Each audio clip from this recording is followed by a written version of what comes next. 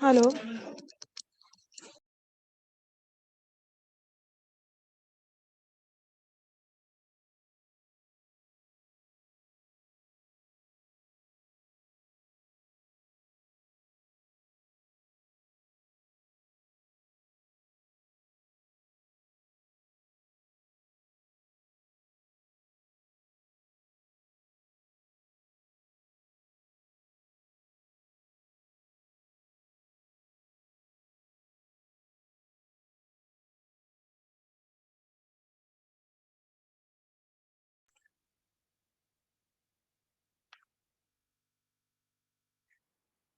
Hello.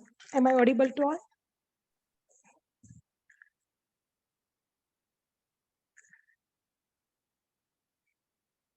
Hello.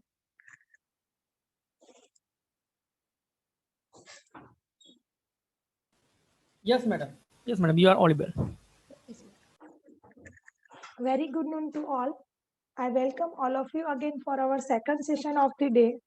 For this session, we have the privilege to have Dr. Bhaskar Bhatt sir.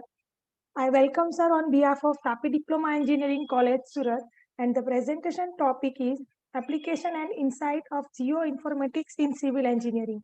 Sir is working as Associate Professor at SMAID, CVM University, Vallabh Vidyanagar, Anand.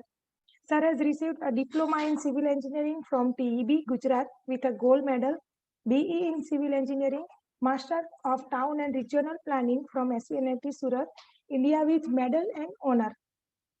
He also obtained MBA from Sikkim Manipal University. At present, Sir is serving as a Honorable Secretary cum Treasurer at IST Gujarat section and Honorable Treasurer at IUT India SVNIT Regional Chapter. Sir is also the President of Rotary Club of Vallabh Vidyanagar.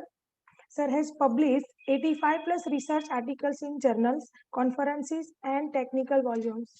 Sir has been honored with 4 best paper at international conferences and 1 award at national convention.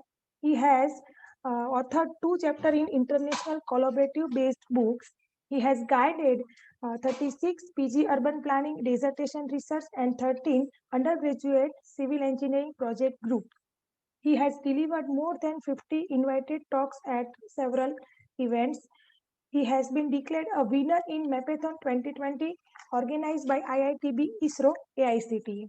In the year 2021, Sir has received the doctoral award as PhD in civil engineering by exploring the relationship among local climate parameters and urbanization at the Gujarat Technological University.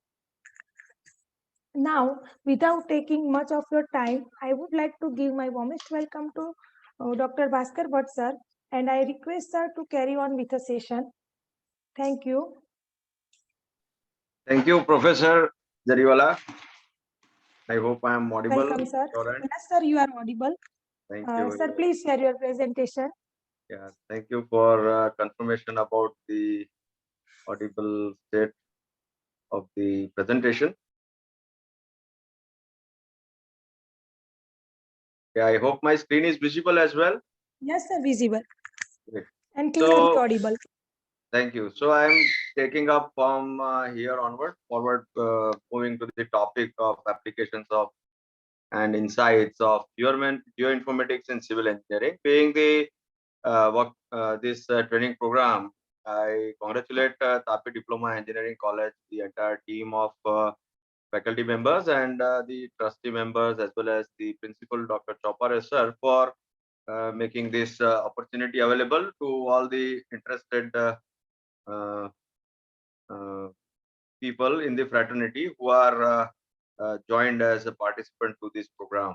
So looking to the initial discussions that we had regarding the topic related to this SCTP and then topic about the talk. So making a kind of attempt to justify the title of the program, that looking after the recent trends and specifically the development that has taken place in especially in the field of civil engineering. So we came up with the thought of making introduction of this geospatial technology, which is acting as a very fundamental technology that provides feed for different sort of specializations in the field of civil engineering. Say, for example, we have urban planning, we have the environmental engineering, we have the water resources. Now, all of these aspects, when we talk about and look forward to resolve sort of a challenge that the nature has imposed, or if we are looking forward to make an exploration about what kind of things are happening around as a part of phenomenal action. So fundamental notion is made available by means of this technology as a kind of base for further action of simulated exercises if we need to take on. So there are like 4 parts which are playing a role, like creating a kind of technological aspects, and we cannot make literal separation among all these 4, because some or the other way we need to get connected with any of these dimension, as we can see on the screen as a box, which each comprise of GIS, that is Geographical Information System. Whenever we have larger surface area to be addressed, I'm not talking about insides of a building, but when we talk about like on scale of a different number of buildings, like say for example, it can be a case of a society, residential complex, and not a high-rise apartment which is acting as a single building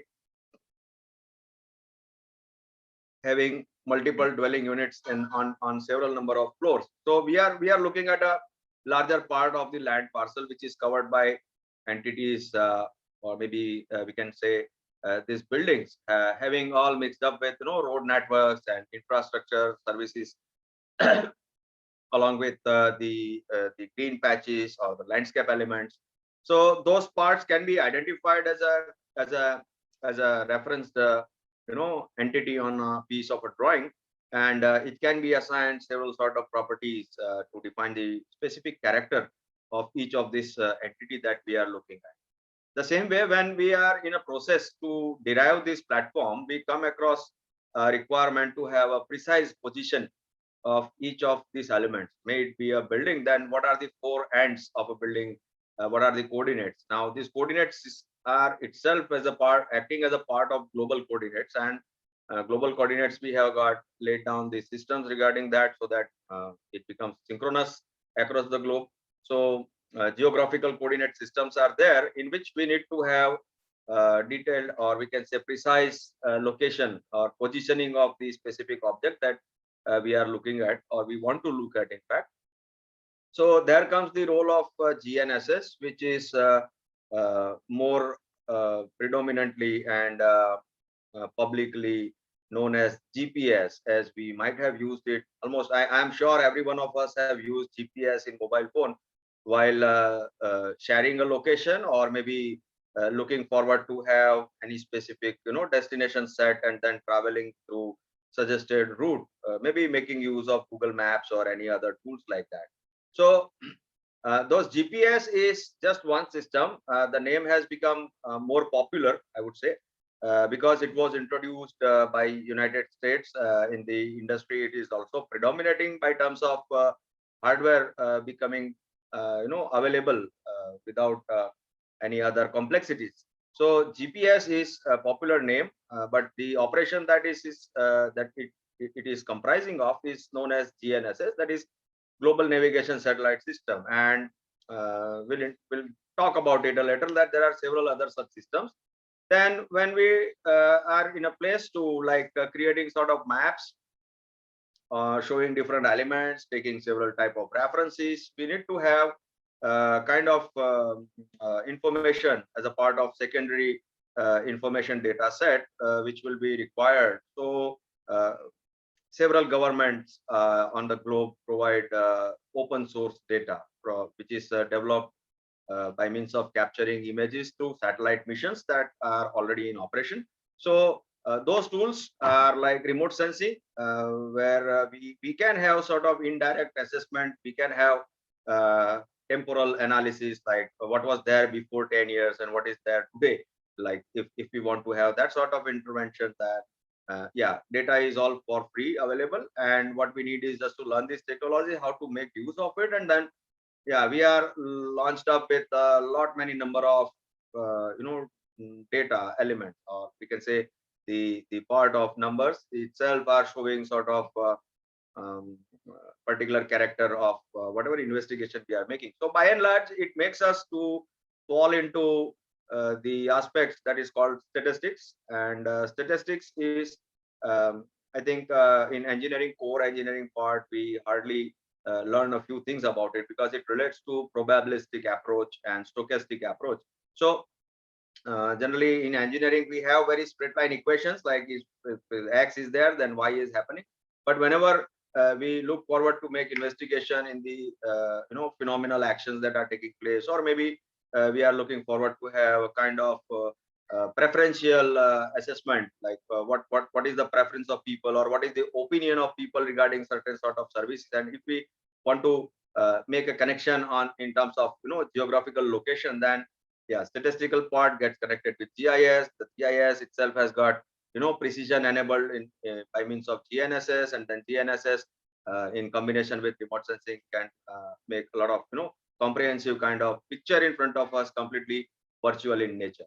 So this technology, by and large, the GPS was derived by ESRI, which is a US based organization, and this organization came up with this very thought that each of the drawing, now we have plans and drawings being prepared since like many years, but then every smallest detail would not be possible to have a mention on the drawing itself because of the limitation of paper size, or maybe because of the limitation of surrounding objects or surrounding elements on the drawing, which will consume space about themselves. So to overcome with this limitation, the platform was developed as GIS as a system by ESRI, and there is this tool called ArcGIS, ArcInfo, you might have heard of, which makes an operation about it. But then they are like proprietary software, which will ask to pay some money for the cost of development that has incurred by the company. The professionally available tool. Many of the students in a haste, they obtain some cracked version of these tools and then start making use of it, start learning it, and then once their work is accomplished, it becomes a little bit challenging that they have not obtained the licensed version of this tool. So I have always been admitting and asking my students to go with open source tools, make use of open source data, so that never the work and efforts that are made is challenged in future, even after 15 years, 20 years down the line, when it becomes all more advanced and digital versions of the things that we do today. So is a kind of proactive approach to safeguard our own future. Whatever efforts we are making today should be available with us in our credit for a longer run. So that part is there. Regarding the GIS, there is a tool called QGIS, which is an open source tool and can be made available. All what we need is just to search the keywords as like download QGIS, and yeah, the search engine will redirect us to the very page where we can download this software, install it, and then explicit use of this tool is permitted. Even the code of the program is also made available in public. So if one is knowing about how to make programs in Python, then one can make certain modification in the interface. One can ask the software to work as what the one is desirous for. So that is one part about remote sensing. GIS, the QGIS tool also enables to make assessment and operations making use of this QGIS. Yeah, I have not changed the slide as yet. So the remote sensing operations like image processing, the extraction of information from data is all possible with remote sensing itself. And remote sensing is well addressed with the tool of QGIS. And of course, somewhat statistics QGIS can do, but there is a tool called JASP, which can perform further and better, deeper operations, like even for the case of modeling, if we are looking forward to work on. So that sort of things are possible with open source tools. And about GNSS, we have uBlocks, which is another tool that can be used as an open source tool for obtaining precision data. So introducing this technology, and we'll have I am sure in a window of like 1.5 hours or 2 hours max. I cannot take everything down along the line, but the very intention here is to make an introduction about this dimensions, so that if you feel like, you may explore further on any of the technological advancement things and make application in the specific field of inquiry that you are looking forward to make one.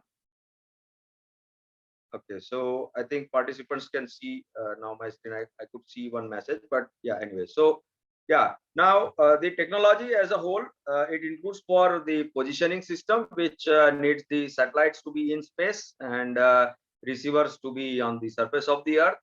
Now these receivers can receive the signals all for free of cost. We need not to have even internet available for our mobile phone positioning thing need to work.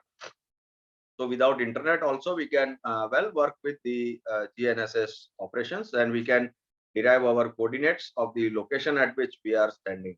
So it acts and helps a lot while making the field survey related activities, like obtaining or rather producing data from the field, making use of mobile phones. And there are other tools like SW Maps, and QGIS also is available for mobile phones.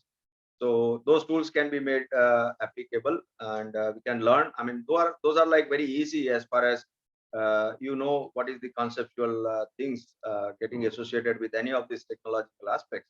So the alternatives are available, and all for I would not say free, because the computer and mobile phone costs us along with internet. So not everything is purely free, but anyways, the technology is like open source, which once we have equipment like computer, laptop, or mobile phone and internet, then we are allowed to make use of it, of course, the way we want to. Even by and large, the positioning is possible to make use of within the building. So indoor hardware, it's a little bit different domain. Like it works on Wi-Fi based area, which is covered by bits of routers positioned at several locations, and devices are assigned with kind of positions, and then yeah, we can track them. The movements can be tracked and inside a building also. But satellites won't work if any of the element is covered under any other sort of barrier. So that is the limitation with the satellites in the space. But yeah, internal part of the building can also be tracked with sort of deployment of a different variety of the system. Then as far as GIS is concerned, all what we need is just the data. Whatever data is available in public domain, like on several websites are there, which helps us in getting certain type of information. And yeah, we can make use of this data in an open source tool, which is called QGIS. And then we may offer to provide certain services or solutions to the problems to the government or urban local body, or maybe any of the institutions, like whichever we are looking forward to work with. Then Earth observation as a part of remote sensing. It has got satellite-based upstream signal enabled on the ground control stations, where there are different segments, like satellite is a space segment, and then we have ground segment, which makes controlling of the movement of the satellites, as well as receive the data and then process it and make it available on the websites by means of servers. So that's a different sort of subdomain in which the systems work. And what all we need is just to have an understanding about these data types and formats, and yeah, just as much will allow us to make use of this data. Apart from the open source data, there are several commercial streams also. I mean, the satellites have been launched by many commercial organizations, which provide certain type of specific information on certain chargeable basis.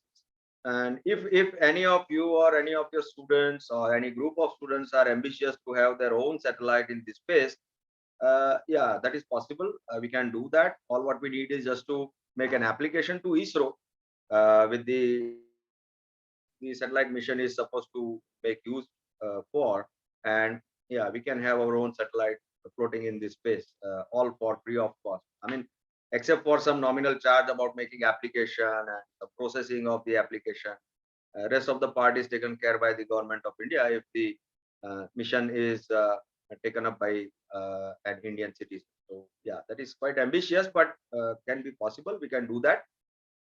Then there is a component called aerial mapping, which talks about the flights, which talks about balloons, which talks about helicopters, which talks about drones, and making use of these floating devices or flying equipment. We can mount camera, we can mount sensors on these devices, and then can start capturing information on the surface of the earth in a kind of level of detail that we are looking forward to have. So that is all possible. Even the technology of LiDAR, you might have heard of, like laser detection, can be employed by means of um, the, the the camera or the sensor mounted on a drone, and we may have several such missions along. Like, I mean, we need a purpose, that what kind of purpose we have, and then accordingly this technology will come to an aid for whatever part we are looking forward to work with, or have the things come up as a part of data generation activity. And then we may have requirement for kind of 3D scanning, where we need specific type of hardware, software, and services being available by service providers. Now there is a technology called point cloud, which I have not included here as far as this discussion is concerned, but we can create a kind of picture or pictorial representation of entire geometry or entire part of the scenario at which we are looking. So that thing can be converted in form of dots. Dots are having specific coordinates assigned to them, like in form of x, y, and z. And yeah, we can have altogether complete three-dimensional views available with the point cloud technology, for which the sensors are mounted on the drone, and drone will take flights on certain specific paths, and then with specific type of angle set, we keep on capturing the uh, the information about what is in front of the camera of the drone. So the contents which we look forward to have a discussion about, like what is the fundamental objectives of performing these operations, and multispectral images, like what they are and what kind of remote resolutions are there, sort of milestone of remote sensing, as this presentation will be shared with you. Maybe some of the slides I will skip off, and not would like to go line by line, word by word, each of them. So please make a reference to the presentation at a later stage, and maybe that will help you in your future endeavors. Then by looking at the images itself, like on a visual inspection, we can have certain sort of interpretation. So there are like certain keys to be applied. I mean, these keys are not in physical form, not even the virtual form, but we need to make use of our own imagination as far as experience and exposure to the brain is there. We can take up and make the preliminary kind of reconnaissance survey based on secondary data set, which is made available by means of these images and in visual form. So those are like certain elements that we'll be talking a little about. Then remote sensing data sources, India and international, from where you can fetch the data about remote sensing to process in QGIS, and then develop maps and develop thematic information on specific, addressing specific sort of the query, or we can say the property at which we are looking at. Then as far as satellite missions are there, the information is all by means of electromagnetic waves.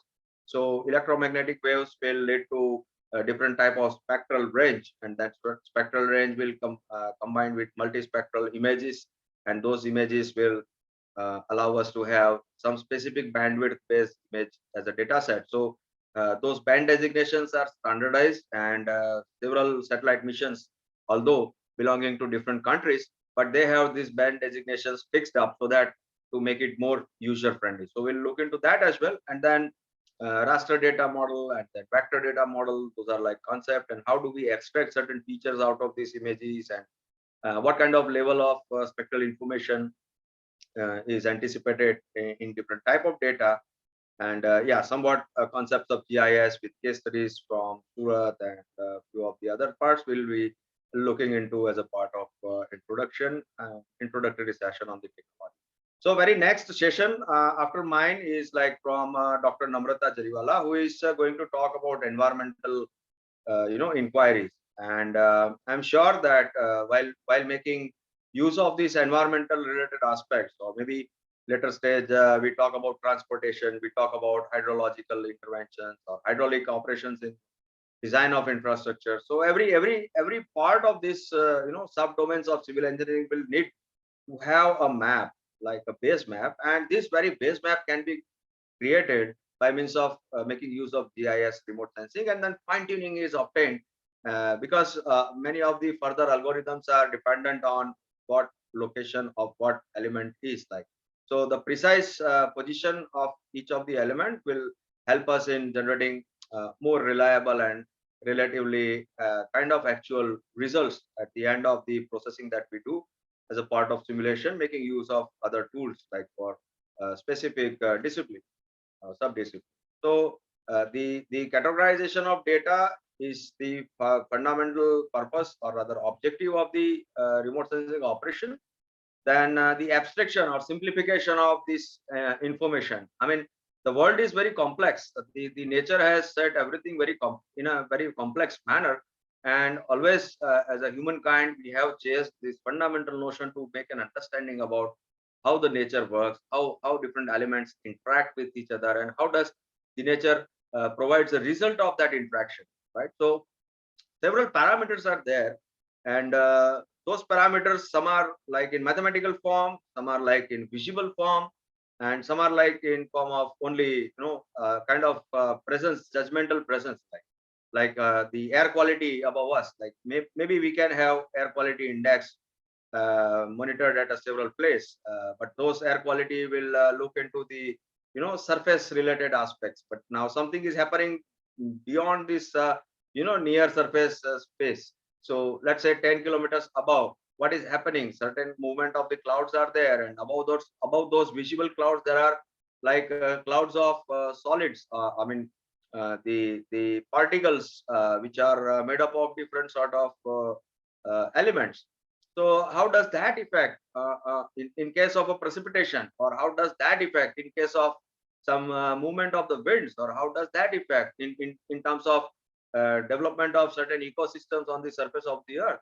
So those sort of parameters which are there present up above in the space, we may go for making their identification in terms of presence, and then yeah, we need to combine a lot of understanding regarding all these sort of aspects. But then remote sensing comes up with a solution to make it more easy to understand by means of simplification in the way the data is provided to us. So we may take a judgment about what kind of scenario would be there when we acquire an image from the service providers, and we may have developed an understanding about what kind of things would be there. So that is there, and then the keys we need to have about making an interpretation of this data, and then we can start making maps of this information by making characterization of land surface and then detection in the changes over a period of time by means of movements in nature, or by maybe by means of human activities as a man-made intervention. Or maybe we can check for the quality degradation of the land, or we may identify the type of use a particular land parcel is made to, like in land cover surface analysis, or we can generate or assign different type of information to define the very characteristics of a land cover class. Like even we can think of hydrological movement of water or any other such liquid, of course, except for water doesn't flow in open. But then drainage networks that follows the topographical or terrain related features and follows the slopes. So we can extract the boundaries of these channels, or we can define the catchment area. We can earmark the flood, inundation, or possibly area that can be possibly get inundated with the flush of the water overflanking certain river banks or the stream banks. So those are like things, and even we can track about the surface level geological aspects, like what is the kind of land, what is the surface cover on the very upper layer of the lithosphere. That can be done, but the remote sensing technology hardly makes us available with, let's say, for example, I want to track groundwater, at what level groundwater is there. So remote sensing will not be able to answer that, because the electromagnetic waves do not get able to penetrate the surface of the earth or maybe surface of a building, and then we do not get able to understand what is inside the surface of the earth. But to an extent it can penetrate water, but by and large land surface is not penetrated. So subsurface information is not a point which we should be looking at to work with making use of this technology. We need to have explicit round of data collection by means of exercising the samples, extracting samples from maybe by creating a bore well, or maybe by creating sort of open pits, something that sort needs to be there in the place. And then we can create this data as a feed for a map, and then maps can be used for creating further interpretation regarding any of the developmental aspect we look forward to plan in a part of the surface of the earth. So let us take a look at the multispectral images. As you can see in the screen, there are two images, A and B. So like A, as we can see here, there is this grid form. Let me take the leisure. So here we can have one tiled image, another tiled image, and third tiled image, or there could be several such tiled images. And each of these images are called as a raster data. And then raster data, as far as there, it has got one pixel getting associated here. So the smallest unit of an image having embedded certain information is called a pixel. So those pixels together will form an image. And in remote sensing, we have this sort of image where the pixels will have information of specific range of the wavelength captured from electromagnetic spectrum, and that particular entire of the image will have several number of pixels having embedded this information of the specific type of bandwidth for which the image is designated. So making a combination of these sort of images can lead to identification of like the features on the land cover on the surface of the earth. We can well do this. Just a few clicks are required to create that sort of images to make an interpretation out of it. And these sort of images are called multispectral images, which are made available by the satellite missions like Landsat or maybe LIS by Government of India, or maybe ARIES. And there are several missions across the globe which provides multispectral images in different sort of resolution. And we can extract a different type of information because the electromagnetic waves fundamentally reacts and reflects differently to the solar energy. Like different objects will absorb different amount of this energy, and it will reflect different amount of energy. And based on that energy interpretation, making the key element here as an energy reflected and received on the sensor of the satellite, we can have the information about the surface of the earth, where we need not to make a physical inspection on each and every parcel of the land. So very well, it is addressing the fundamental principle of the surveying. The limitation of surveying is overcome by the technology of remote sensing for making indirect measurements of the site which is located at a remote place where the accessibility can be an issue. Even let's say, for example, we want to track what is the ice canopy in a mountainous range, and we cannot make it possible to go every day up there on the peaks of different mountains and check what is the depth of ice. So that sort of operations are well in place by making use of this technology of remote sensing. And yeah, we can define certain feature space, and this extraction of information is very much dependent on what kind of resolution each pixel is assigned as. Like there is a resolution available from 0.5 meter and like 1000 kilometer. So huge. One square is like having an information of 1 kilometer by 1 kilometer area, and 1 pixel having information about 0.5 meter to 0.5. So what level of details we want to have in our interpretation, and based on that we will define what kind of data set we will need to make use of. So as far as resolution is concerned, it is not only about the spatial resolution, which is defined as a pixel here. So as you can see on the screen, this is a high resolution, this is a low resolution, like 80 meters by 80 meters. Here we have 5.5 meter by 0.5 meter, where more of the details are captured and portrayed as a pictorial view, which is allowing us to understand, as our human eyes can understand this sort of detailing in a better way. But for computer, it is just a pixel, and the pixel has got certain embedded information. So algorithm can bring in the insightful understanding from these images based on the analysis taken up by means of processing of the computer, and not by the visual interpretation. But at times we may make use of the keys of visual interpretation to make a selection of a study area, or maybe identifying some broad features, like tracking out how much is what and where. So sort of what sort of purpose we are going to have, and accordingly this will come up with.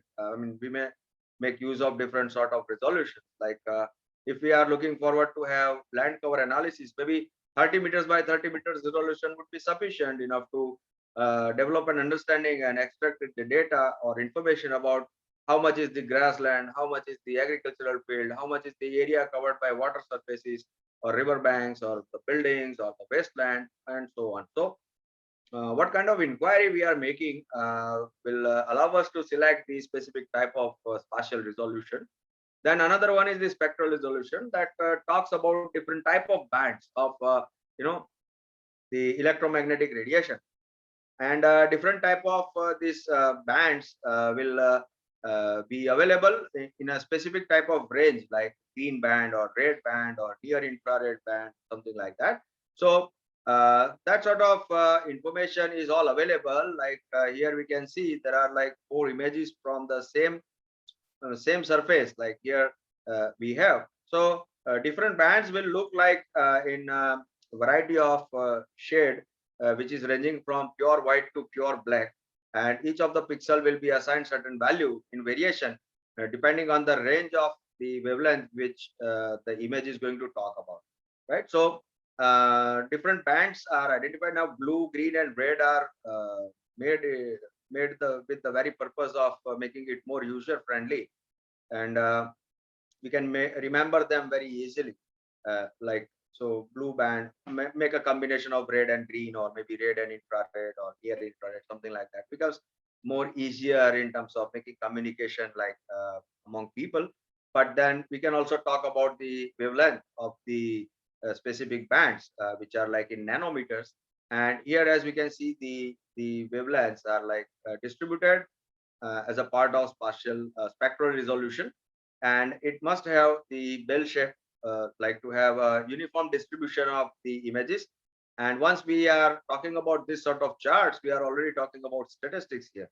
So each and every pixel can be extracted with the information of data that is embedded, and then once we have all this data in form of a table, we have this sort of frequency distribution charts, and then we may go for descriptive statistics, or maybe at times we can apply algorithms related to inferral statistical methods to develop certain models. So visible part, as far as our eyes can see, is like a bandwidth of 0.4 micrometer to 0.7 micrometers only. So 0.4 to 0.7 is our visible spectrum, or we can say visible part of the Earth's surface that our human eyes can see. Whatever colors are there, like picture, as we call it. So all that part is within this maybe 0.4 micrometers to 0.7 micrometers. But the world has waves beyond those limits, which we may call like gamma waves, X-rays, or infrared waves, or maybe radio waves. All that sort of waves are there, which are like names assigned to specific wavelength on the electromagnetic spectrum, which has got this things getting associated. So like as you can see on a kind of number line, we can have all those sort of bifurcations in terms of the wavelengths, which are defined here as nanometer. But if you look forward, like 0.4 to 0.7 is like micrometer. So there is a difference of 1000 here. So simple conversion. So shorter wavelengths with high amount of energy, and longer wavelengths with low amount of energy. And longer wavelength will allow for the wave to transmit in a longer distance. Like we have been making use of radio, maybe FM radio, which has got certain limited range of the waves received on a radio device. But if you look forward to amplified radio waves by AM, something some information being emitted in form of a wave by Delhi or maybe other part of the country, across the country we can receive those waves, and transmission can get completed. But that doesn't happen with frequency modulation waves like FM waves, like what we have radio channels in many of the cities, like Radio FM, Red Mirchi, and likewise. But so that is a mode of communication, one part. But the fundamental thing is that it works and operates by means of electromagnetic waves. And electromagnetic wave has got so much in terms of variety, in terms of its very creation itself.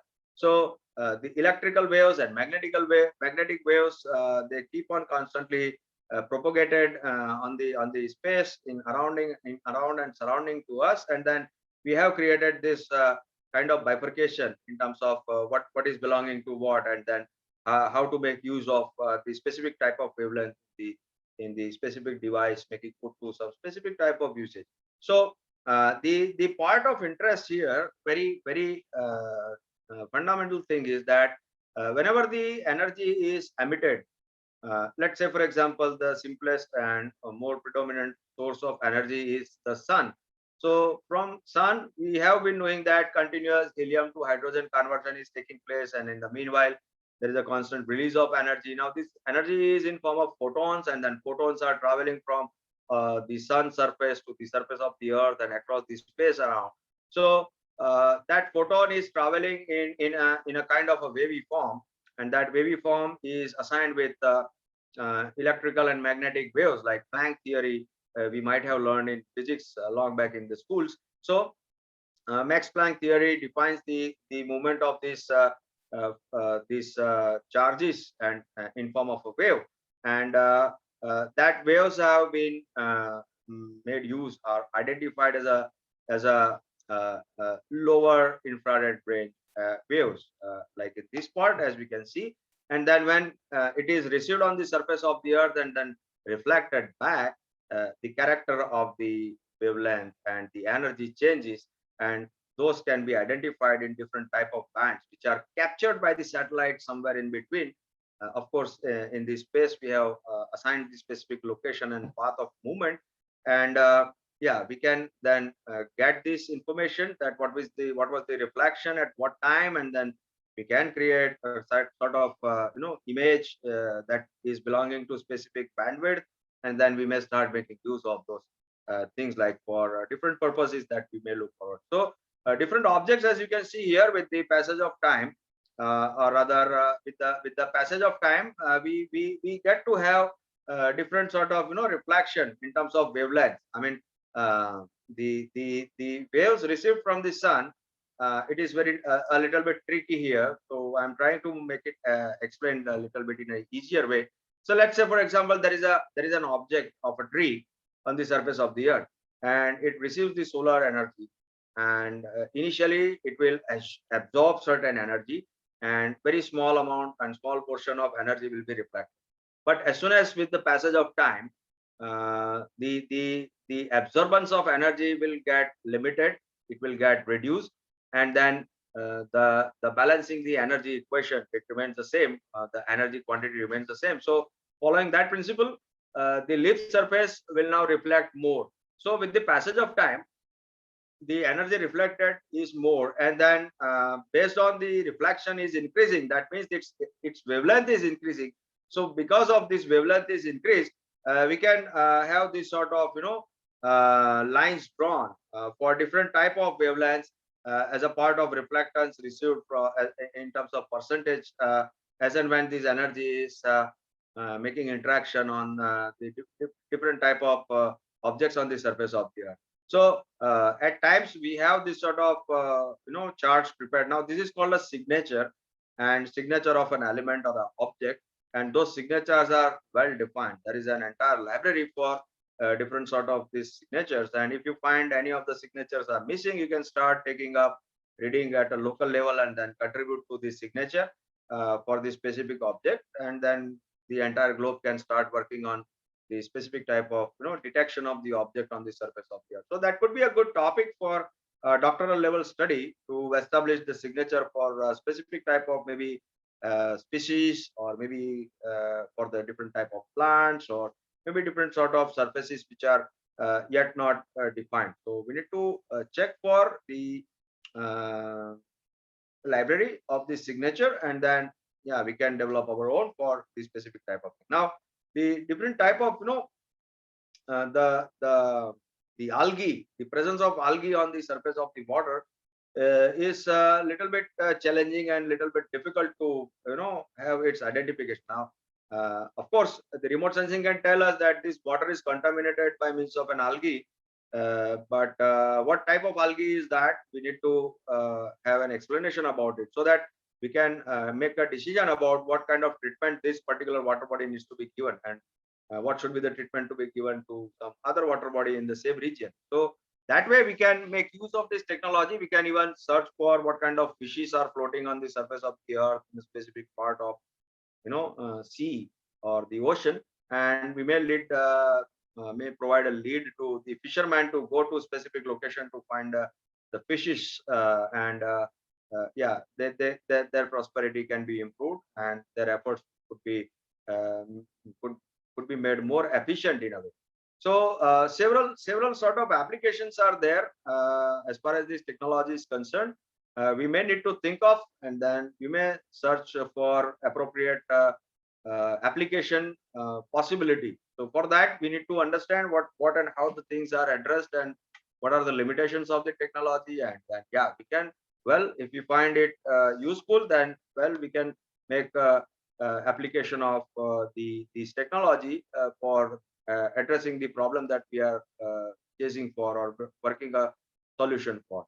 So it all works on the principle of reflectance, as I was mentioning, and then these are called as spectral reflectance, and this phenomena was primarily, I mean, the credit goes to Dr. Ruijter.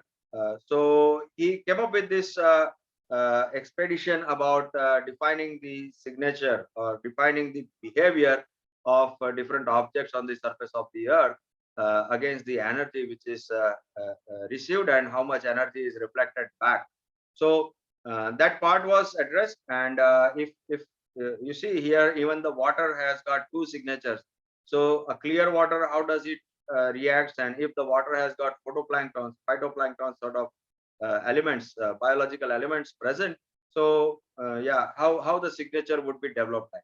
The healthy vegetation and the vegetation, if it is like non-healthy, then the signatures are different, and the signature also will vary from type of plants itself, like plant of a maize and plant of sugarcane, or maybe plant of a wheat will release different type of reflectance, and accordingly we can track and identify the very presence of all these elements on the surface of the earth if we have got this key in terms of reflectance. Now what important here is not to apply the entire signature, but on specific type of wavelength, how much would be the value of the reflectance in terms of percentage. Yeah, we need to understand only that part. If we are aware that yeah, water is reflecting the maximum, let's say for example here, clear water will have maximum reflection at 0.5 micrometers, and it will have a reflection of about 15%. Fine. We only need to identify those cells or the pixels on an image where the pixels are having information about 0.4 to 0.6 micrometers of wavelength reflected, and what is the percentage of reflectance. So we can limit the percentage reflectance to 15%, and we can see the very presence of water on the entire surface. Like many places are like having ponds and open water bodies, but we seldom get able to know about in absence of maybe precise mapping of these elements. So different part of this reflection is received by different missions of the satellite. Here we can see the names, abbreviated version of the satellite missions like Earth observations and enhanced thematic mapper plus, or the multispectral satellites or thematic mappers, and likewise. So different satellite missions have got different wavelength windows which are capturing the presence of certain objects on the surface of the Earth as they reflect to the solar energy, and then yeah, attempts are being made to identify the very presence of these elements on the surface of the Earth with the passage of time, of course. So yeah, that becomes quite useful. Not everything is visibly available with the temporal, scale, or we can say with the records of the past. But yeah, these satellite images are available, and different bandwidth can allow us to have extraction of information showing the specific presence or extent of spread of different features on the surface of the Earth. So how do we establish the very signature or the reflectance part? So this sort of expeditions needs to be taken up on field, and we may make use of different type of other arrangements, like we create a tower and then mount a sensor and then receive the reflectance for 24/7 kind of arrangement, and then computers are processing this information. How much is the reflectance in terms of movement of the solar energy, or the percentage of solar energy which is received, which is less in the morning hours, less in the evening hours, but at the middle hours of the day, the energy reflectance will be maximum, energy reception will be maximum. In the night hours, it will be exactly the opposite. But the satellites can have the pictures without the dependency on this on the sun or the solar energy. So even certain elements can keep on reflecting in the night hours, as you know, and that is how we have moon in front of us every day.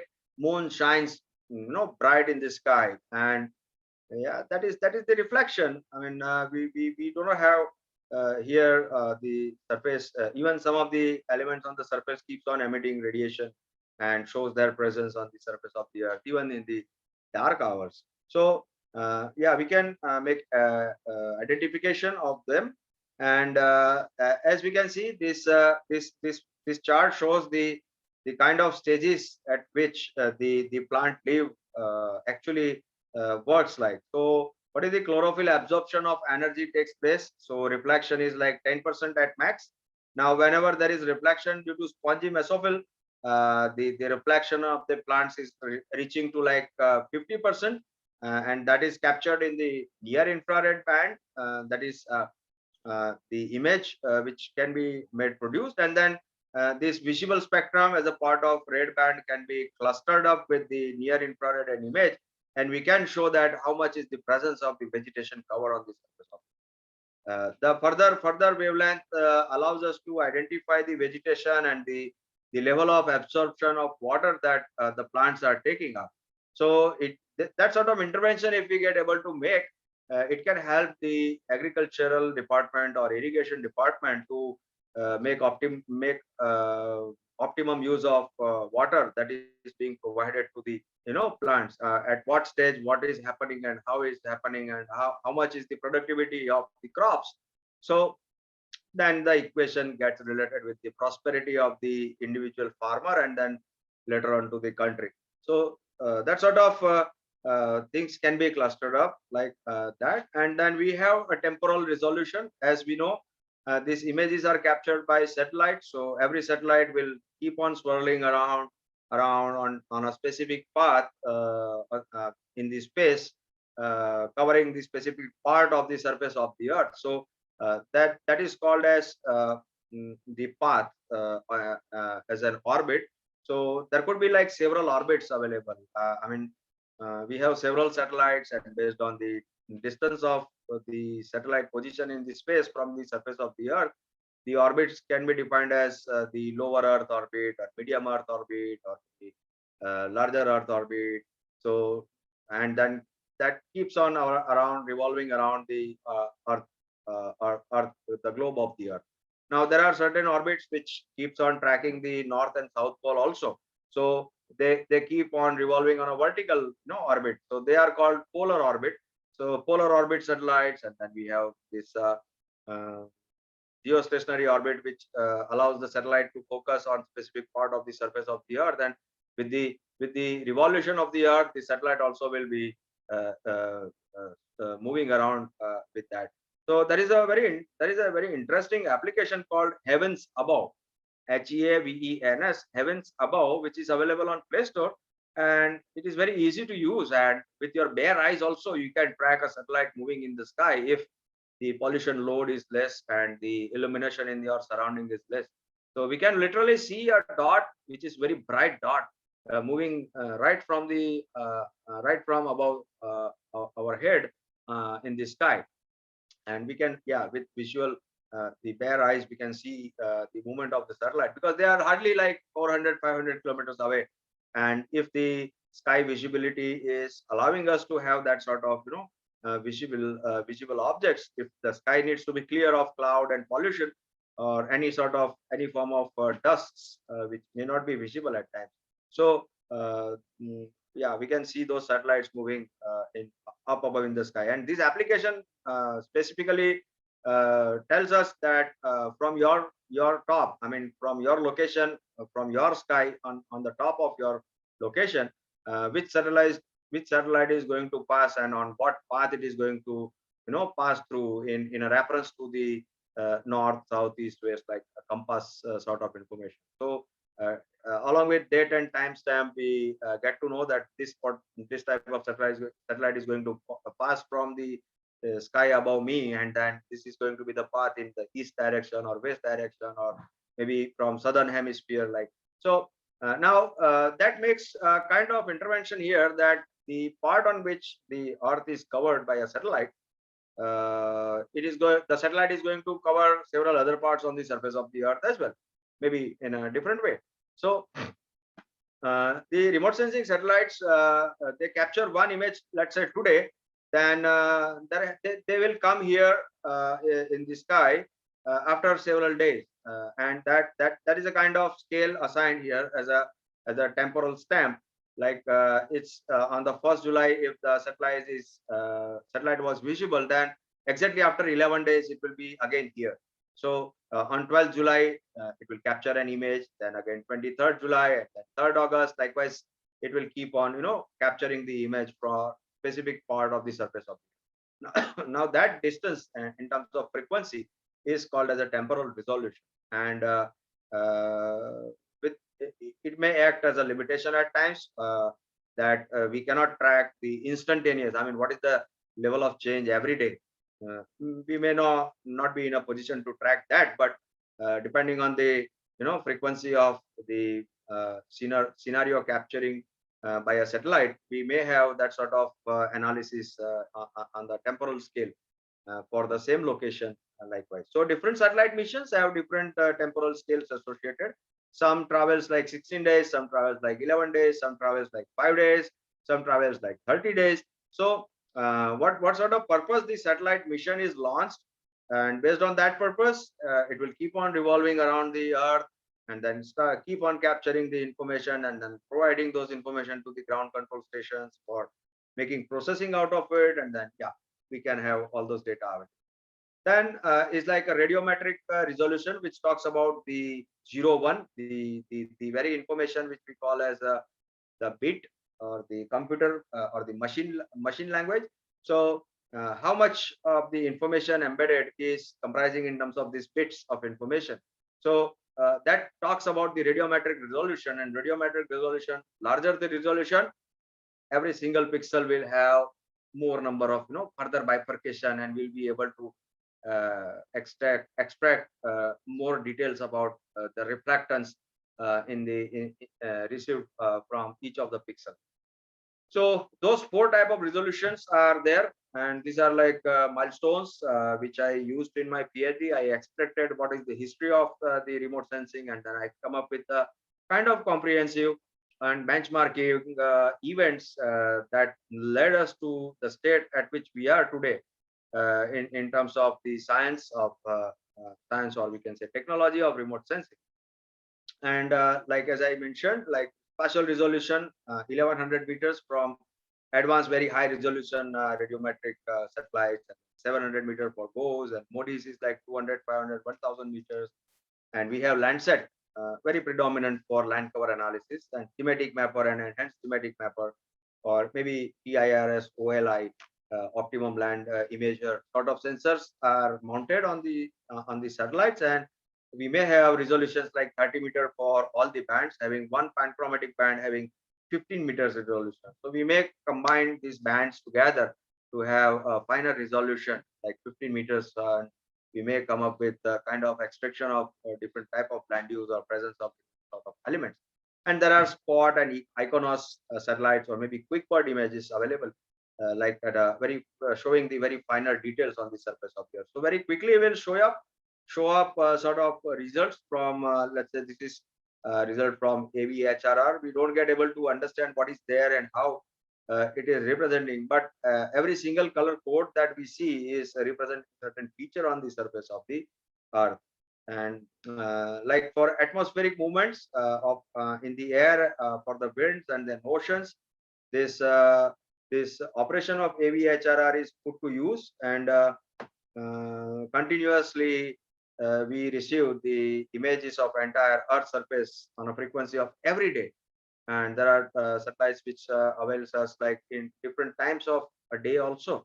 So that sort of things are available for downloading as well, and then making use for further analysis to chase a phenomenal action if there is any. I mean, of course, there are many, but then related with our analysis. Then this is from GOES, that is Geostationary Operational Environmental Satellites, and then MODIS satellite, and then this is Landsat thematic mapper false color composition, where red color represents the vegetation cover on the surface of the Earth, and the silver, or we can say silver gray or silver green, they are like all man-made objects, and mostly the concrete terraces.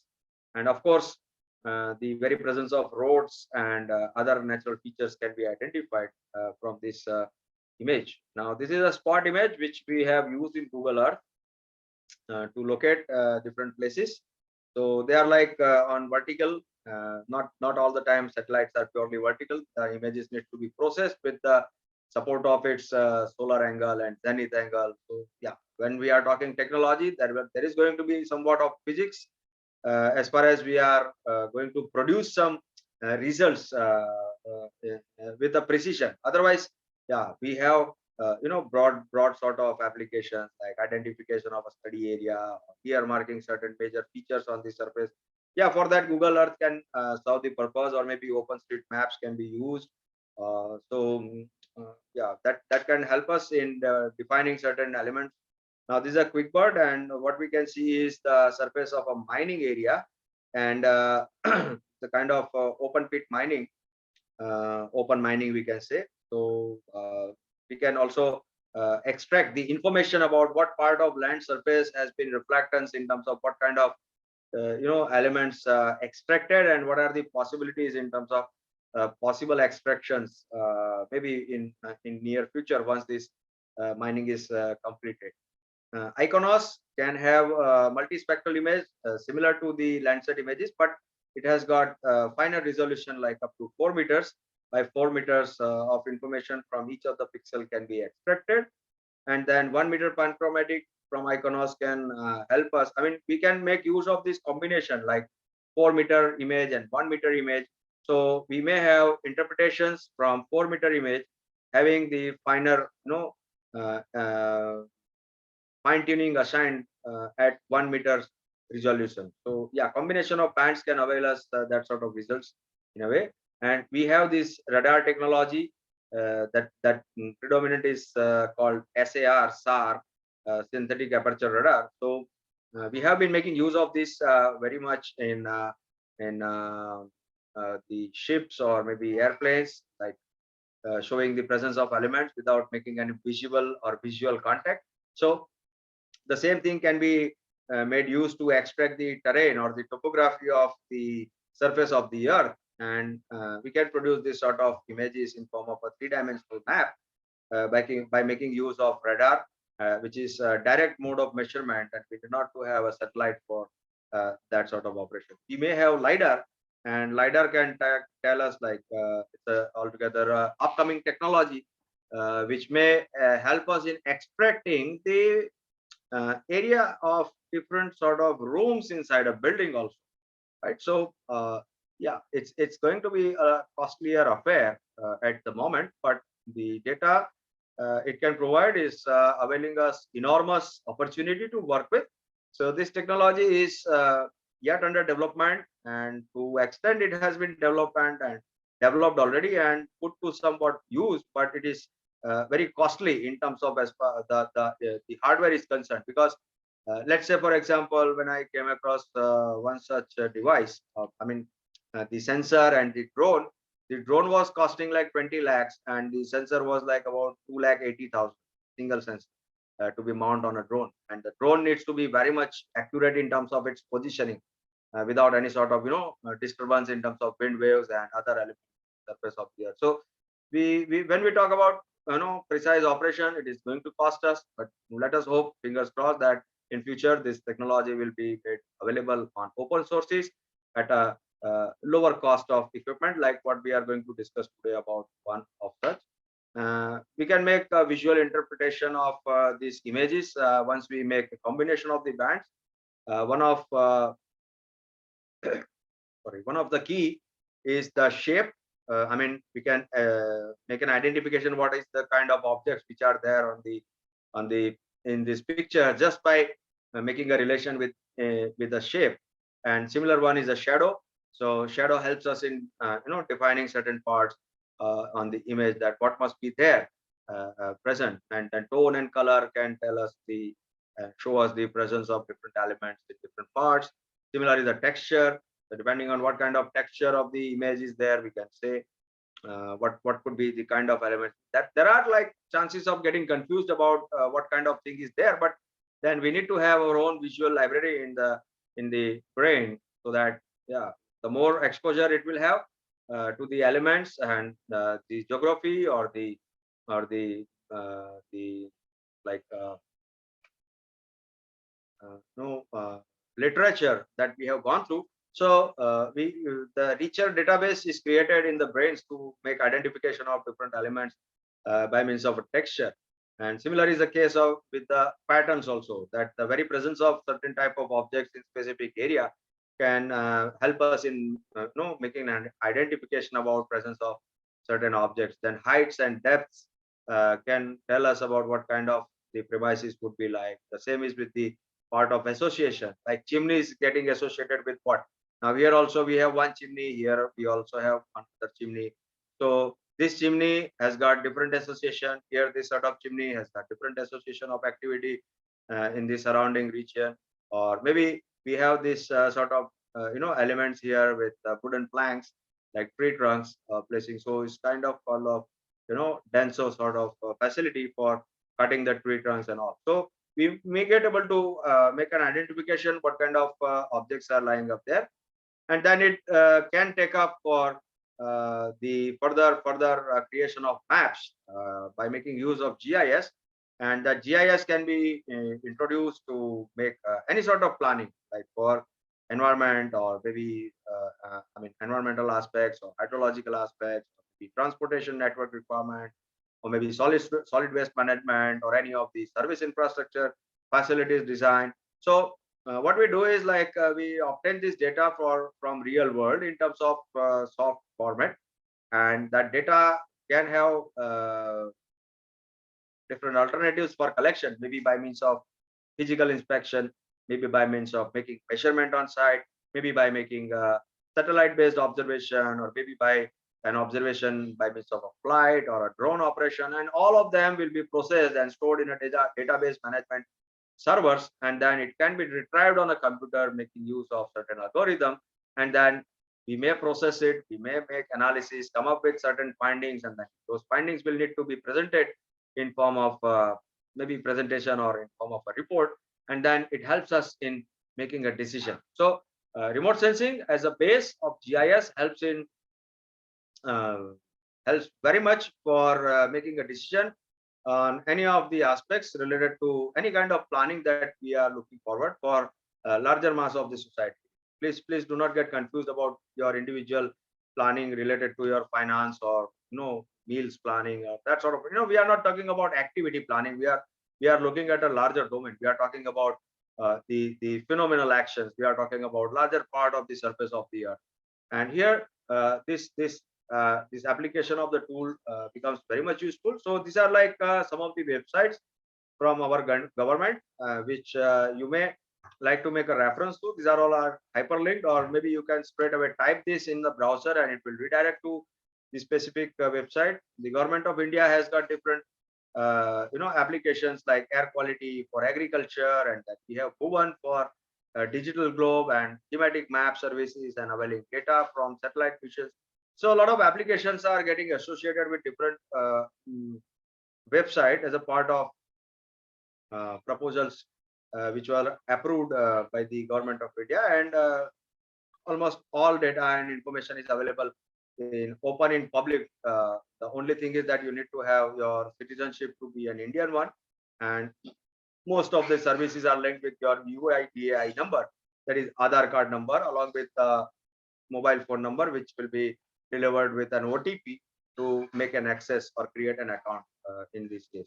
So apart from that, there are like several other websites. The one of the favorite one is like Earth Explorer, which is a site developed by NASA, which acts as a repository of several satellite missions by several countries. So yeah, please do make a visit, and maybe you can start learning about how to download the data and how to make processing of this data. Like 2-3 slides are there, and we will need to need to have sort of boundaries to define certain, let's say, taluka or block boundary, or maybe a district boundary, or maybe a city boundary. So those sort of boundaries either we need to trace or manually, or we may have make use of the data which is available in form of a shape file. Here some of the sites are there which provides the shape files readily available for downloading, and then the shape files can be clustered up with the remote sensing image, and then remote sensing images can be clipped off to show the specific part of surface as a part of area of interest or study area. So further analysis can be taken up for the restricted part of the image. Otherwise, the satellite image having larger area covered up will be requiring more of processing power, more of RAM, and also it will consume more of the space on the hard disk. So yeah, that sort of operations needs to be done. Remote sensing data, we need to understand the text file, which is known as MTL, the metadata text expression, and it will have all sort of information available in.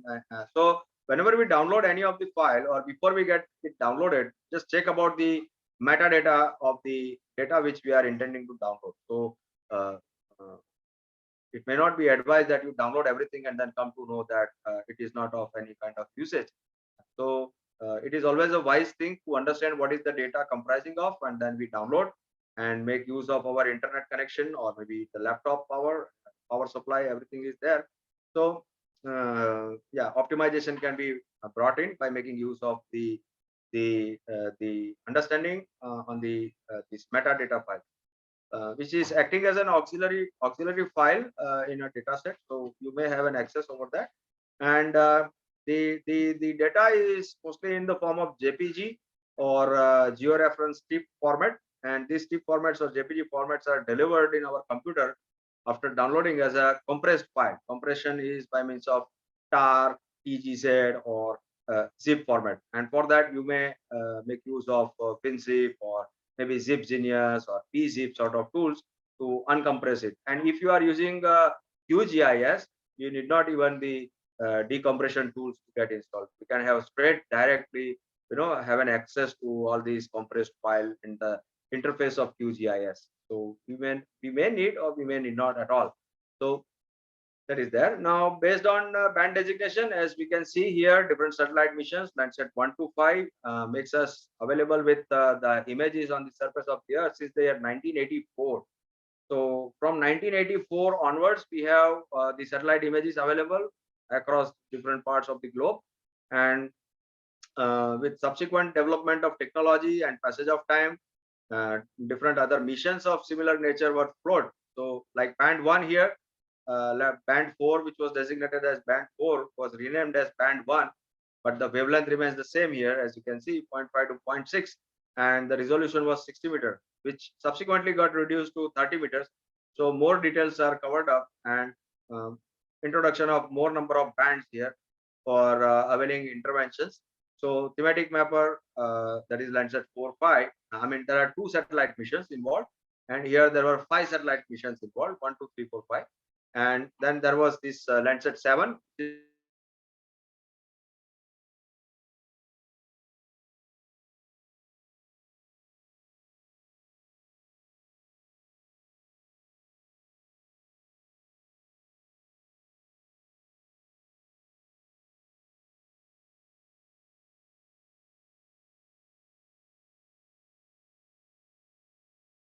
Am I audible? Yes, sir. Yes, sir. You Am are I audible. audible? Hello. Hello. Okay, because there is a power shortage at my end. Yes, sir. Maybe I'll get off. Maybe let's see. So far, whenever I can, up till when I can stretch it, I'll stretch. I'll reduce some of the functions so that. Yeah, fine. So these are like different wavelengths and bandwidths getting associated here. And yeah, we need to understand what bands are there and what is the wavelength in association and which wavelength is reflecting maximum to one specific type of object on the surface of the Earth, and then we can start making interpretation and further analysis. So here is like band designation and different satellite missions that talks about the different sort of bandwidths available. Like here, OLI, that is Landsat 8, the TIRS thermal bands are available, and hence thematic mapper and thematic mapper. They also have these thermal bands. Now thermal bands can detect the temperature exerted by the surface of the Earth, and it also can tell us about the surface area which can receive the solar radiation at the maximum level, so that we may look forward to making identification of what is the possible capacity of harvesting solar radiation sort of endeavors. So it helps us in identification of that areas, and then we may plan for further development likewise. So there are like 2 type of data. One is raster data, another is vector data. Raster data is the images of different satellites, and then vector data, as I mentioned, they are like shape files. Those are like boundaries, and over the raster data we can process them very fast, but the vector data will create sort of fine tuning and corrections in the operations that we perform making use of this technology. So how do we make an understanding about it? Like from different elements in the real world, the river and tree and the houses. So river is like occupying certain pixels on a grid of an image, where certain point elements. I mean, we have this tree as a single element, which will be comprising in a single pixel. So they are like maybe 1 pixel or more number of pixels like occupied with the same specific sort of bandwidth.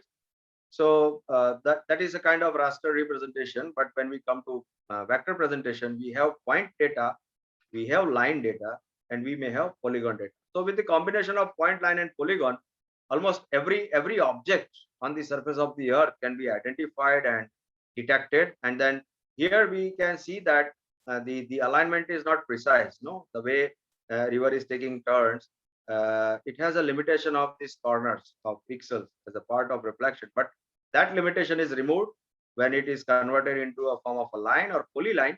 And yeah, we may then apply certain algorithm which takes care about the phenomenal action or calculations like runway or maybe sort of rainfall runway sort of analysis can be applied in two-dimensional modeling on the line element that is defined.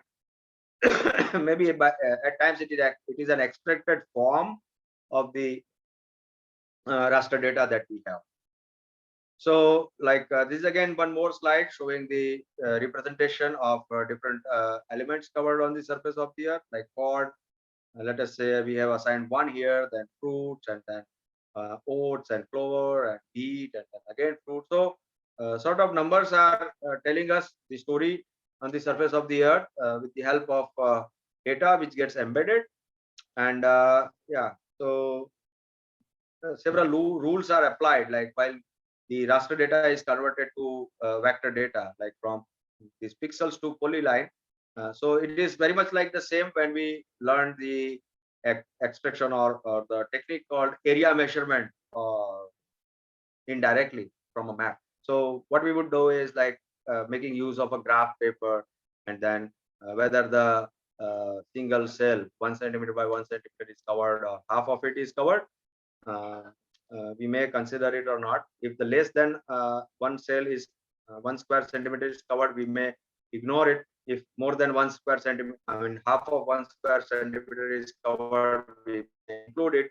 So likewise, this sort of the logic is applied while conversion of the rasters providing the boundary to the the vector shape. So from where it is going to take a start and where it is going to take an end, so accordingly it is getting worked out likewise. So there are different type of grids like square or rectangle or triangle or teen, that is triangular irregular network, which is often used in hydrological surface creation in 3 dimension. And then there are like different file formats about it for the raster data, JPG, PAVE, or grid or Mr. And QGIS can interoperate among all this sort of data. So we may need not to worry about what kind of data is available and what kind of operations are going to be possible. We can make use of any sort of data with any sort of interventions taking up further time. So it is not going to be a point of worry that I have got this format data, now what to do. Yeah, it can interoperate, it can work well by making use of any data in the same single file.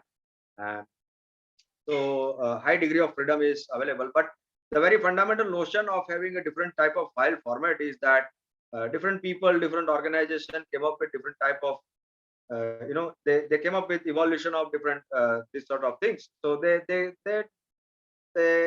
gave away different extensions to specific type of file. So at the end of user, now we can make use of them in a combined way.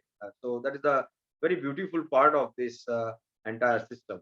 So these are like a few of the examples of showing the vector and the raster representation in terms of the surface of the earth, the way it looks. And we may provide sort of symbols and text labels can be assigned in the vectors, like helps us. And then we can also create a network, which is not possible in the raster data to work with. So network operations can be possible. And the same way we can provide labels on different elements like lake and other geometric features, which is not possible in the raster data. We can assign several characteristics to each of these points, lines, and polygon, defining the attributes of variety. Like say for example, when we talk about a road, now road is a polyline element. We have defined the geometry. Now what kind of road it is? Is it having a surface of bitumen or concrete? So one attribute. Then we'll look forward to have its width, number of lanes, whether it is allowing one-way movement or two-way directional movements are allowed, whether it has footpath, whether it has got a divider, whether with plants. So street lights, a lot of parameters can get associated with this very entity called road. And that feature, it is called a feature, the line feature is having several number of parametric information that are called attributes. So different variety of attributes can be plugged in, and then we may make segregation. Now show me how many of the roads are having street lights. So it can show us the roads having the street light. So yeah, we can earmark roads without street light, and then think of taking up the further investment project to establish the street light network in the areas. So yeah, many operations can be possible. Then we may extract certain features, identification and the temporal pattern recognition I have already discussed about, and even we can track the movement of crops as far as the agricultural area is concerned. So as we know, the crops are sown and harvested from season to season and will have variation. So what is going to be the pattern of this harvesting and sowing up of crops? So that can be made a study of a particular region, and then we may come up with sort of intervention that what should be the best of something, maybe in terms of consumptive use of water, or maybe in terms of uh, having balanced the quality of the soil mass, or sort of interventions can be drawn up with the temporal scale study based on the satellite images. We may look forward for a directional pattern. I mean, in which direction some specific thing is taking place. Like, say for example, there is a jungle or vegetation, dense vegetation area. Now, in which part it is degrading, or in which direction it is increasing. So that sort of intervention can be told about, like as a result. And then we may look forward to have a spectral pattern recognition.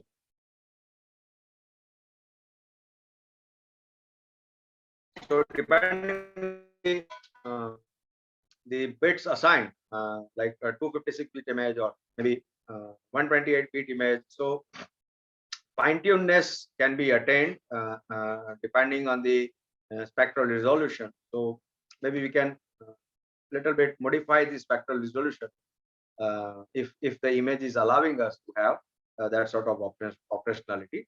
So this is a simple example about it, like the quantification and characterization and identification.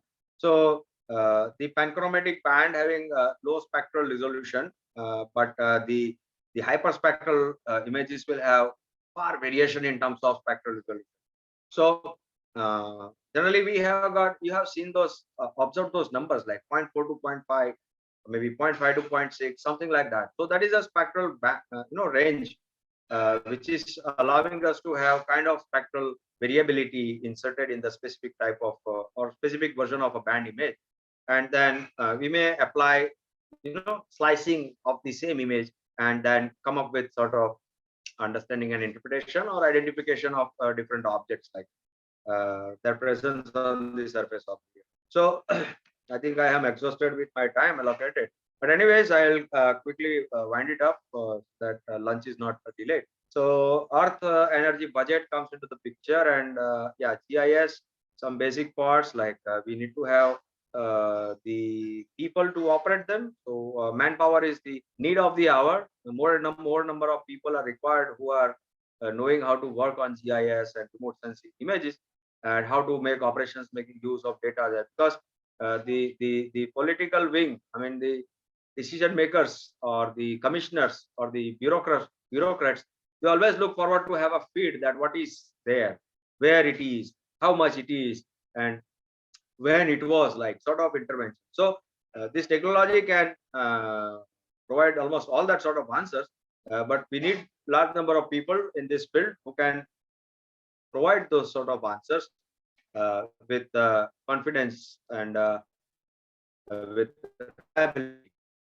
So that there lies a very prosperous future in this technology, as it has got unique capability. There are like different files getting associated with QGIS or maybe ArcGIS, and each of the files are acting as a bundle of several number of entities within the same project or same file. What we see is a line on the interface of QGIS, but the same line will be associating different different extensions. So at any point of time, there will be minimum 3 files as an element once it is saved as a shapefile, but there could be many more depending on what type of information we are assigning to that specific line. So if it is georeference, we will have this another file getting associated. The file name remains the same as what we have assigned, but then the extension will be like added as a .prj, which is having the information about this geographical coordinates, and each of the points on the line are having embedded with that sort of. So similarly, there are like other projections other extensions available, and there are like some of the questions which can be answered if the platform is developed by means of GIS combination with the remote sensing operation. And the scale of operation is like from global to local. Several applications, as you can see, engineering and business, and then defense, government, health operations, natural resources like archaeology and mining and petroleum or water resources. So a lot of applications are possible for this sort of things. The safety aspects also can be addressed along with the management and planning and management and operations of transportation facilities. The utility network can also be tracked down and operated by means of GIS. So one example very quickly I'll go through and then end up this session, making it open for any questions. In the meanwhile, participants can drop in their questions if any. So it's like tables are prepared in the background, which is called a database, and these tables are not very much user friendly to make an understanding or develop interpretations out of it. So we may assign those tabulated values on a piece of a map. Like there is this population. There is, first of all, we have this administrative boundary of certain location, and then we may identify the water bodies having loading of the pollutants, like the circles, like in ppm, maybe some specific element is earmarked, and then we may have the thematic information about the poor people residing in one specific constituency. So sort of range can be defining that value, and then we may look forward. I mean, once we have these political features or municipalities, we may have embedded with the water bodies, and then we have administrative data like schools, where are those schools are located, and then we get correlation with what are the pollutant industries or emitting source of the pollution, and how much they are located. I mean, at what distance they are located from the school. So that sort of intervention can be thought of along with another layer of like poor people residing at what locations, and we may come up with sort of policy decisions regarding shifting of the industry or maybe shifting of the school premises and likewise. So we can earmark this sort of buffers. So under the buffer of this pollutant source, we have 1, 2, 3, 4 schools established in this part, and then more number of the schools are here.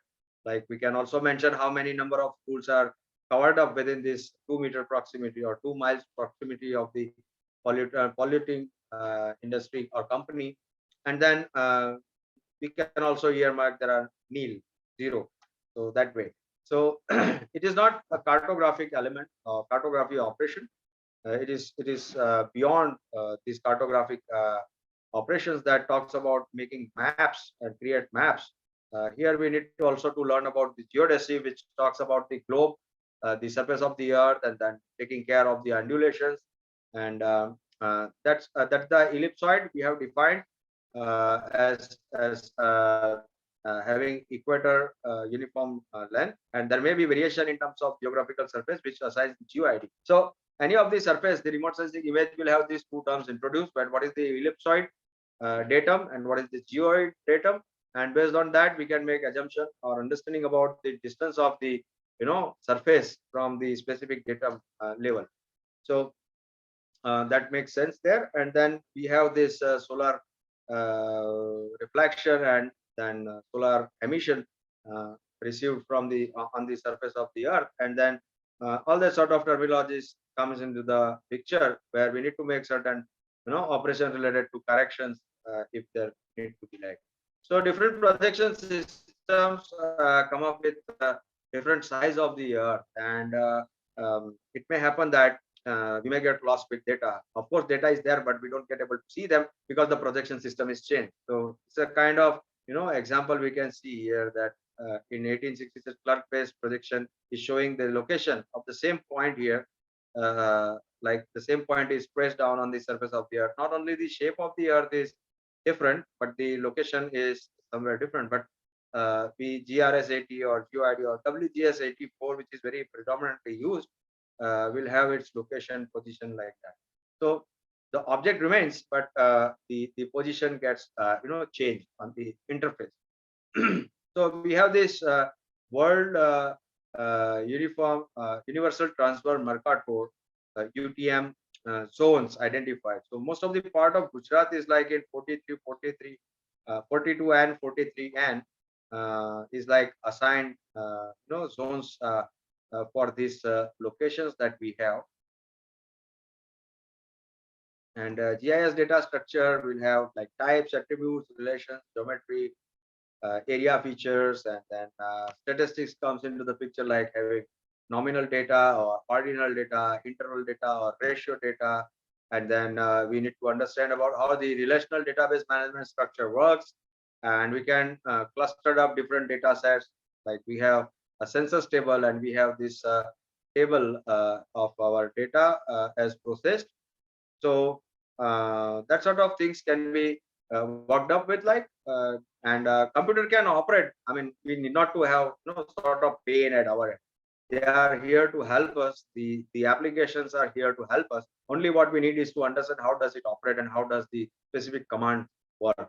And yeah, in the background it can extract, and enormous operations can be taken up depending on the power of processing that we have in the computer or the laptop. So yeah, and one more thing I would like to different type of data sets are there. Some corrections will be required when we work with the vector.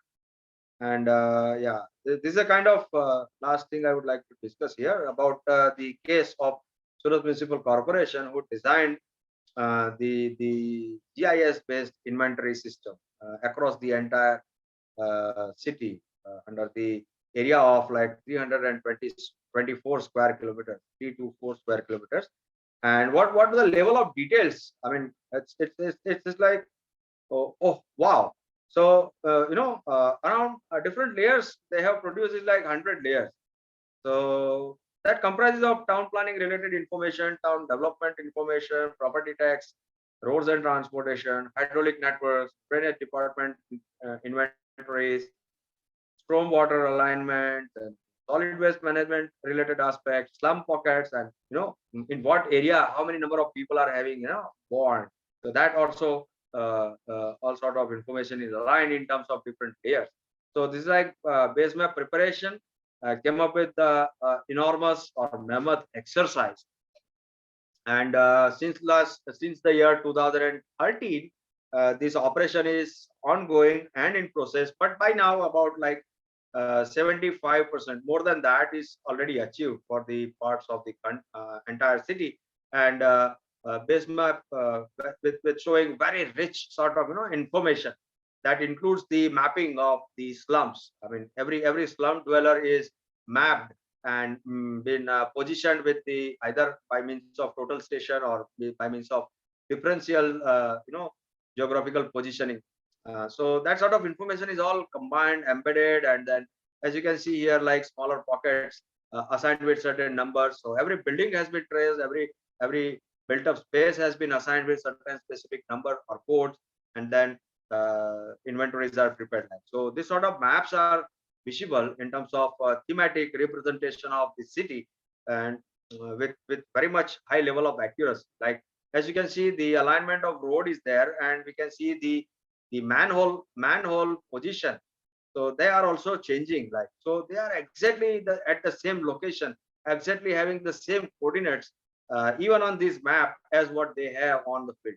So let us assume the level of accuracy in terms of, let's say, if I want to conduct a flow analysis, or maybe the velocity analysis. All I need is what is the longitudinal slope, what is the diameter, and what is the hydraulic radius. All that sort of parameters I can get associated as an attribute to this very line feature, and then I can run through all those algorithms just like that to have intervention in terms of, let's say, refurbishment of the system based on dynamic demands generated to make the system efficient with the increase in the population with the passage of time. So yeah, many management level issues can be addressed many planning sort of things can be identified and made provisions for deployment in the future. And yeah, that makes a lot of sense to get into these tools. Like, so with that note, I end up this session.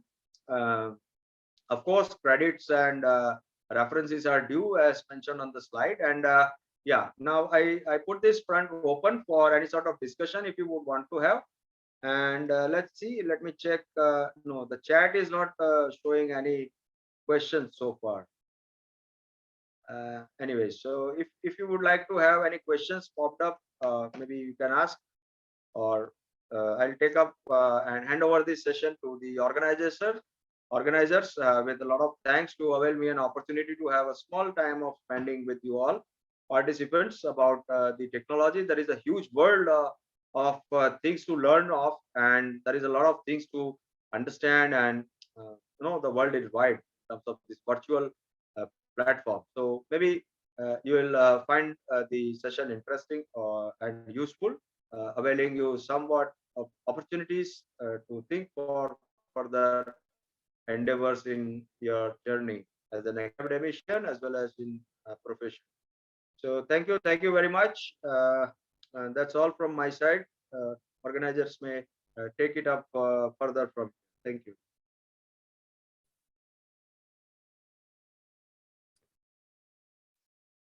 Thank you, sir. I, Ravi Patel, on behalf of entire Civil Engineering Department, Tapi Diploma Engineering College, would like to express our sincere thanks to you. Thank you so much, sir, for your enlightening and marvelous session. We are grateful for your time. A special thanks for being here. Thank you, sir. This great presentation will helpful for us in future. Thank you. So I'll share this presentation with Okay. organizers. Maybe please share the presentation among all the participants, where I could not talk on each of the slides, and of course there will be a need of more sessions, I would say, to explain and cover up all these things. So please share this session. And here in the presentation, I have my email ID mentioned. So any of the participants can drop an email with specific questions, concerns, or confusions regarding any of the aspects discussed and mentioned in the presentation. Thank you. Thank you. Yeah, definitely, Bhaskar sir. Actually, I grabbed some time to say a few words for you. So let I know all the participants that Bhaskar sir is my super senior in my master's in planning. So it's my pleasure to say word of thanks to him. And really, sir, it was very nice session and very informative session that you have shared with us. So participants must get the PPT from your side actually. And actually, I already come to know about how we can use and how we can apply the geoinformatics in the field. So thank you very much, sir, for spending valuable time with us in our FDP program. So thank you once again, madam. It's up to you. Thank you, Bhaskar sir.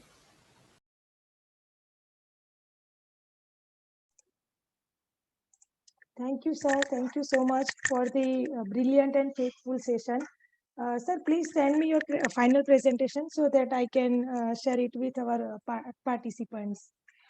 Yeah, one thought I had, I'll upload the presentation on the drive right away, and maybe while it is uploading. So I'll just share the link of the presentation right away in the chat box as soon as the file is becoming available.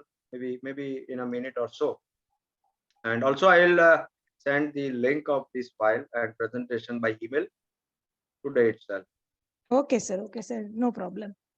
Now all the participants can take a lunch break for 35 minutes, and we will meet up again at 2:30 p.m. for our last session of today. Thank you all.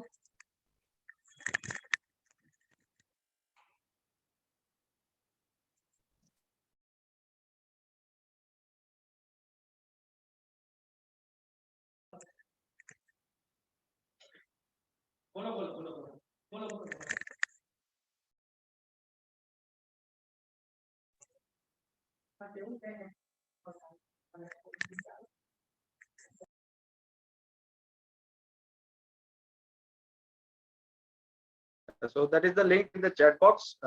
Maybe participants can download yeah. or yeah. Yes, sir, we And, have received your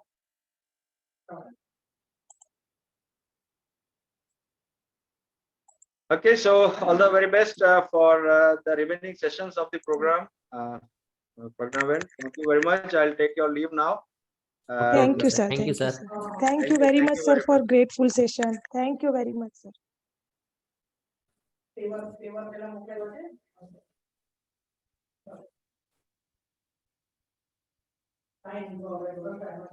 Dear participants, we will meet up again at 2:30 for the third session of today. So goodbye all of you. Please join on time.